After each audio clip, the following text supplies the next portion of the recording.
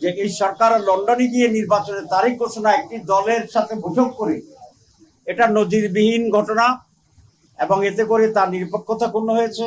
অল্প সংখ্যক দল আমাদের ঐকমত্য পোষণের যে 19টি সেই বিষয়ে বাস্তবায়নে কিছুটা বাধা তৈরি করছে।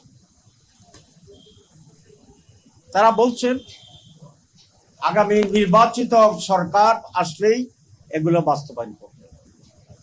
আগামী নির্বাচিত সরকার যদি বাস্তবায়ন করে, তাহলে এখানে আমরা ঐকমত্য পোষণ করে পরিশ্রম করলাম কেন?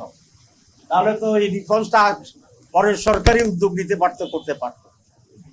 আমরা জুলাই বিপ্লবের যে চেতনা, সেই চেতনায় ঐক্যবদ্ধ হয়ে এখন এই রিফর্মস গুলো অর্জন করার জন্য, বাস্তবায়নের জন্য আমরা চেষ্টা করেছি, করে যাচ্ছি এবং এই আগেই বাস্তবায়ন হবে, এটাই যে স্বাভাবিক দাবি।